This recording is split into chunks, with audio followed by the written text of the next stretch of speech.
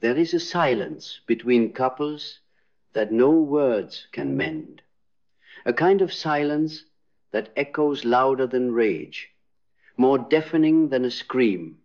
It is not the silence of peace, but the silence of performance. A quiet ritual where both wear masks, polished smiles, rehearsed reassurances, nods of agreement, not born of truth, but fear. Fear of confrontation, fear of rejection, fear of being seen. Marriage, the sacred union, was never meant to be a masquerade. And yet, most walk into it wearing the armor of societal expectation, not the naked skin of authenticity. They don't marry each other, they marry their projections. He marries her obedience. She marries his potential. They don't say, I see you. They say, I hope you become who I imagine you to be. But when you build a house on illusion, every storm becomes an apocalypse. Carl Jung warned us, until you make the unconscious conscious, it will direct your life and you will call it fate. And so many call the collapse of their marriage fate.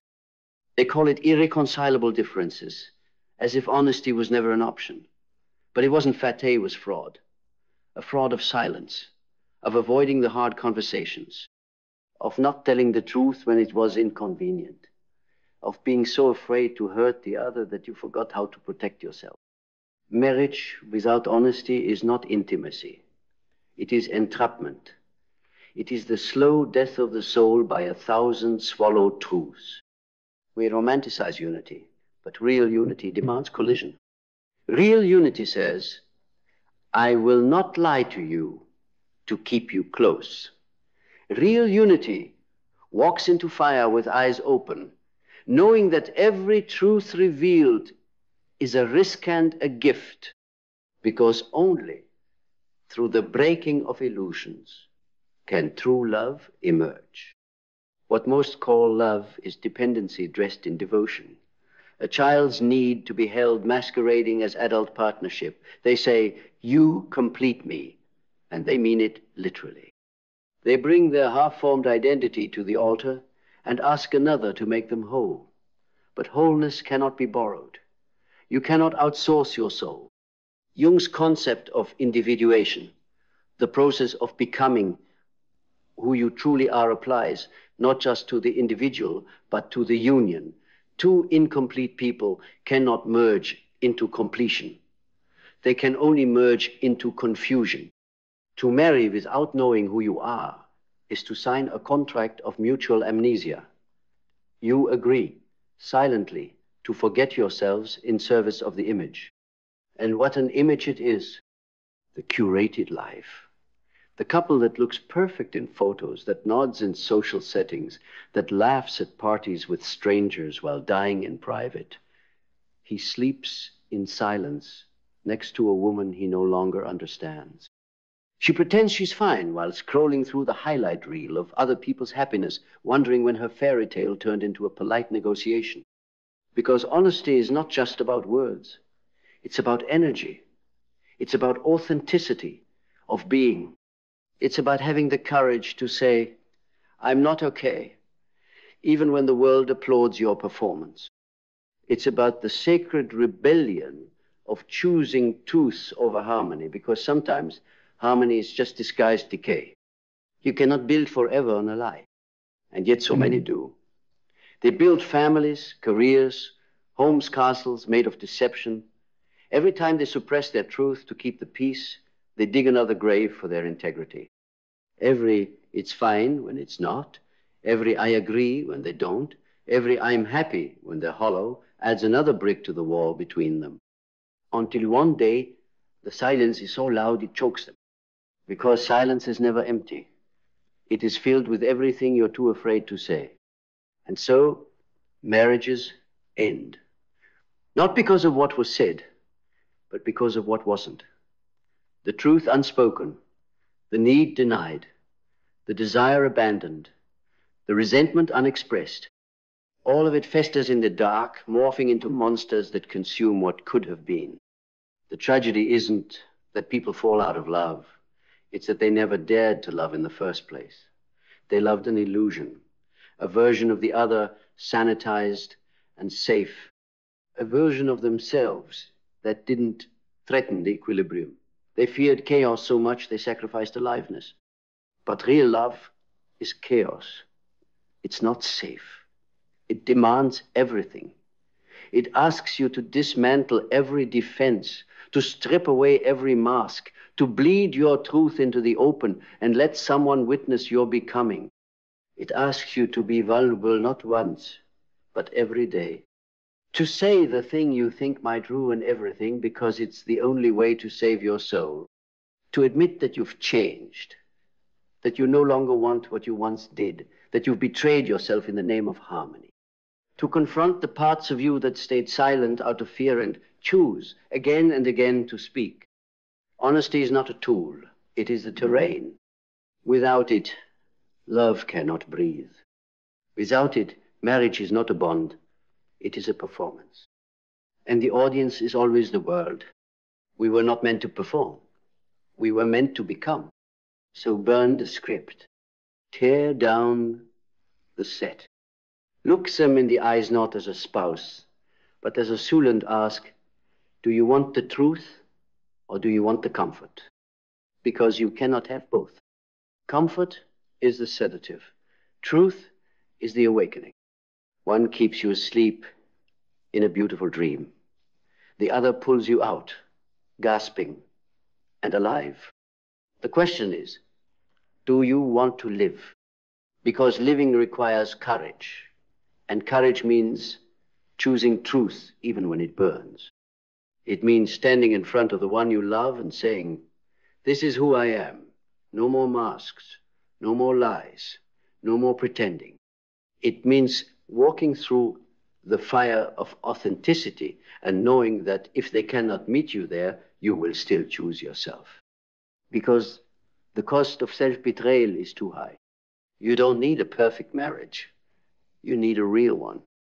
One where truth is the foundation, where honesty is not just allowed, it's expected, demanded, revered, where love is not measured by how much you agree, but by how bravely you differ, where the goal is not peace at all costs, but aliveness at any cost.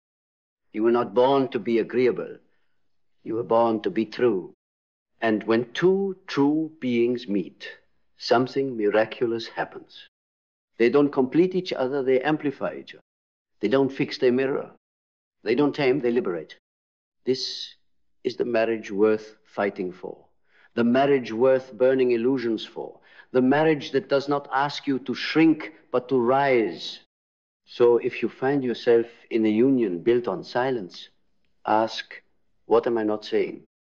If you feel dead inside, ask, what truth have I buried? And if you are wearing a mask, ask, who would I be if I burned it? Because the mask will keep you married, but it will also keep you miserable. And your soul was not made for misery. It was made for truth. It was made for fire. It was made for the kind of love that does not flinch in the face of honesty, but welcomes it like a long-lost friend. Burn the mask and watch what's real rise from the ashes. The truth, when finally spoken, doesn't sound like thunder. It sounds like silence cracking, like a dam breaking beneath the weight of all the I'm fines you've ever uttered. It doesn't come dressed in eloquent sight, stumbles out, raw, clumsy, breathless. And still it is the most sacred sound in the world, because it's real, and reality is holy. You must understand your silence is not compassion, it is fear. Your compliance is not love, it is survival. You've been taught to equate conflict with danger, honesty with destruction. You've internalized that to love is to tolerate, to endure, to accept at the expense of self. But that is not love, that is martyrdom, and marriage is not a crucifix. Marriage is an altar, not where you sacrifice who you are, but where you bring it completely unhidden, unfiltered, unedited. To marry with honesty is to say, I will not play a role. I will not be your fantasy. I will not contort my truth to soothe your wounds. I will walk beside you, not beneath you, not above you, but as myself, flawed, sacred, changing. Because change is not betrayal. Growth is not abandonment. And evolution is not infidelity. But in a dishonest marriage, your growth will be punished. Your evolution will be treated as a threat. Your truth will be weaponized against you. Because anything that challenges the illusion becomes the enemy. The illusion that everything is fine, that you are satisfied, that nothing is missing, but you know something is. And it's not more affection or more dates or more communication tips from an Instagram therapist. What's missing is honesty, the radical kind, the kind that risks being misunderstood, the kind that risks being alone, the kind that says, I love you, but I will not lie to stay with you. And perhaps they will leave, or perhaps they will finally wake up, because your honesty is not the enemy. It is the invitation, the call to rise, to meet you on the battlefield of truth and co-create something that transcends the script, something alive. You cannot heal what you refuse to reveal. So long as you hide, you teach them to love a ghost. And ghosts can't hold you. They can't challenge you. They can't grow with you. They just haunt the walls of your home, whispering of what could have been if only you had dared to speak. But daring is difficult, especially for the one who has built their identity around peacekeeping, around being liked, around being agreeable. But peace without truth is poison. And being liked is not the same as being loved. You can be liked for your mask, but you can only be loved for your truth. So take off the mask. Slowly, if you must. Gently, if you need to. But take it off. Let them see the parts you've hidden, your unmet needs, your suppressed dreams, your true desires. Let them see the fire in your belly, the ache in your chest, the questions that keep you up at night. Let them see your humanity. Because if they cannot love you there, they do not love you at all. They love the idea of you. The version of you that never disrupts, never demands, never dares. But that version is dying, starved, suffocating, beneath the weight of pretending. You deserve more, and so do they. Honesty is not cruelty. It is clarity. It is the gift of no longer navigating a maze of assumptions and unspoken resentment. It is a breath of fresh air in a house grown stale with years of unspoken tension. Clarity will either deepen your love or dissolve your illusion. Both are blessings, because you were not meant to rot in a comfortable lie. You were meant to burn through it and rise in the aftermath, reborn. And yes, it will hurt. The truth always does. Like the sun after years in the dark. Like waking from a dream where everything made sense. But pain is not the enemy. Avoidance is. Avoidance builds prisons. Pain breaks them. You may find that honesty ends the marriage. Or you may find that it finally begins it. Either way, you win. Because truth is never a loss. What is a loss is living your one wild and sacred life in a cage of politeness and pretense. You do not owe anyone your silence. You owe yourself your voice. You do not owe the relationship your mask. You owe the world you're becoming. And sometimes the most loving thing you can do for another is tell them the truth they don't want to hear, so they too can stop pretending, so they can stop clinging to the dream and start facing the real. Because maybe they're waiting too, waiting for someone to break the spell, to crack the porcelain smile, to scream through the silence and say, this isn't working. Not like this. Not without truth. And that scream is not the end. It's the beginning. The beginning of a marriage where no part of you is banished to the basement of what's convenient. The beginning of a union where every feeling is welcomed, every truth is honored, every change is met with curiosity, not control. A marriage where you don't have to dim your light to stay in love. Where you don't have to bend your will to avoid a fight. where you don't have to betray yourself to keep someone close. That kind of marriage is rare, because it requires two warriors, not soldiers trained to obey, but warriors trained to speak, to listen, to face the mirror and not flinch, to hold the grief of past lies and build, brick by brick, something worthy of their souls. So be that warrior. Speak, not because you're angry, not because you want to punish, but because you want to live. You want to be known. You want love that doesn't just tolerate who you are, but reveres it. And if that costs you the relationship, so be it. Because the only thing more tragic than a failed marriage is a life unlived, a soul unseen, a truth unsaid. Let them leave if they must, but never leave yourself again. Because when you leave yourself, you become a stranger in your own story. You walk through your days like a ghost in someone else's home, smiling, nodding, fulfilling the role, but inside, a storm rages. A storm of unlived truths, of desires denied, of dreams abandoned at the altar of domestic peace. That is not love. That is surrender. Not the sacred kind, but the kind that erodes your soul day by day until you forget what it even felt like to be alive. Do not call it loyalty when it is fear. Do not call it compromise when it is erasure. To stay silent so another feels safe is not noble. It is self-abandonment in slow motion. And there is no medal for dying quietly. This is not about blame. This is about awakening. Because most are not malicious. They do not seek to harm you. They simply learn it just as you did, that love means avoiding conflict, that truth is too dangerous, that peace is preserved through silence. But peace bought through silence is built on debt, and that debt is paid in resentment. Resentment, the silent killer of every sacred union. It doesn't arrive with fury. It seeps, it simmers. It shows up in the turn back, the avoided eye contact, the it's nothing that hides everything. It is the bitterness of 1,000 swallowed truths. And eventually, it spills in sharp words, in cold distance, in betrayal masked as escape, all because you didn't speak when the truth was still small enough to hold gently. You must understand, honesty is not the storm. Honesty is the lighthouse in the storm. It is the only thing that can guide you back to shore when everything else is breaking.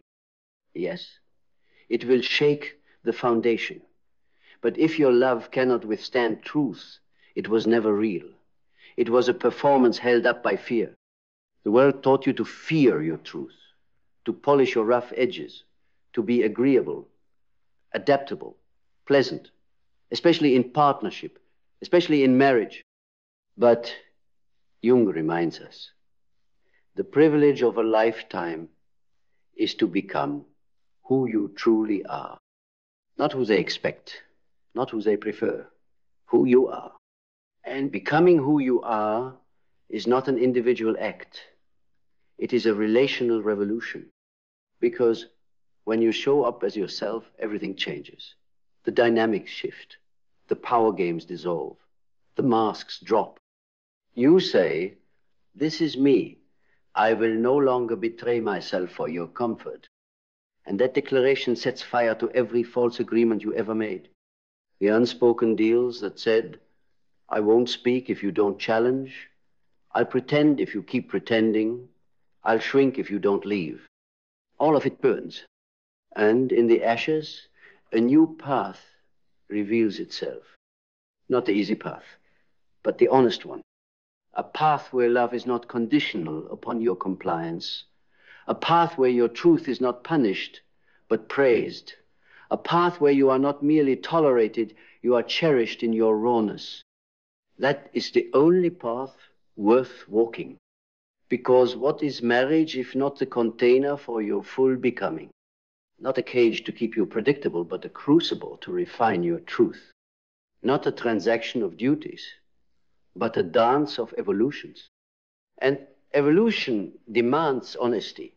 brutal, holy honesty, the kind that makes you tremble before you speak, the kind that leaves you breathless afterward, the kind that changes everything. So many marriages fail, not because people fall out of love, but because they never fell in love with the truth. They fell in love with the dream, the fantasy, the idea. But dreams, no matter how beautiful, cannot hold you in the night. Only truth can. Only the hand that knows your soul, not your mask, can meet you in your darkness and say, I'm still here. Not for who you pretend to be, for who you are. And that kind of love, that love is rare. Not because it doesn't exist, but because most are too afraid to demand it. Too afraid to risk loneliness. Too afraid to walk away from comfort. But comfort is not connection. Comfort is what you settle for when you've stopped believing in magic. But magic exists. It exists in the pause after a hard truth, when they look at you not with rejection but reverence. It exists in the trembling hands that reach for each other after the silence breaks. It exists in the fierce, feral devotion that grows when you both stop pretending. That's the love you were born for. The love that expands you. That doesn't ask you to be less but more. That doesn't just survive. Time it deepens through it. But it can only begin when the mask ends. So what are you hiding? What truth have you been choking on? What would you say if you weren't afraid? Say it? Not later. Not tomorrow. Now. Because life is short, and silence is long, and your soul is waiting. And if they leave, let them. Better an honest ending than a lifetime of pretending. Because your truth will not kill love. It will kill illusion. And illusion is not love. It is the counterfeit that passes for love when we are too afraid to demand the real thing. So demand it, be it. And if they stay, you'll know. You'll know that they are not in love with the mask. They are in love with you. Finally, truly, fiercely. And that is the only love worth fighting for. So burn the mask. Burn it with every unsaid truth lodged in your throat, with every night spent lying beside someone you can no longer reach, with every yes that betrayed a screaming no inside your soul. Burn it, because you were not born to live someone else's life. You were not born to be a whole. You were born to be real, to love with the raw, unfiltered truth of your being, to speak words that slice through illusion, to look into another's eyes and declare, I am here, not to please, but to be seen. You were born to be known, not the polished version, not the agreeable facade, but the wild, trembling, radiant part of you that you've hidden because you feared it couldn't be loved. But that part, that is the only part worthy of love. And if love cannot embrace your truth, then you haven't lost love. You've escaped a prison. Truth does not destroy what is real. It only destroys the illusion. Let it. Because only when illusion collapses can real love begin, not weighed down by expectation, performance, or self-abandonment. And if you now stand among the ashes of what you thought was forever, look again. Ashes are not the end. They are soil. And in that soil, if you're brave enough to plant your truth, what grows will not be another polished compromise dressed as love. It will be a life. Your life, untamed, uncompromised, unapologetic. A life that no longer bows to the world's conditioning. A life that no longer dims for harmony. A life no longer shackled by vows, built on pretending. Only you, fully you, undeniably you. Let the world see you before it convinces you to hide again. Love with presence, not performance. And if someone can stand in the fire of your truth, where your wounds and your wildness live side by side and still say, I'm not leaving, then you'll know. You're not acting anymore. You're alive in a love that doesn't need masks to survive. And that is the only love that was ever real.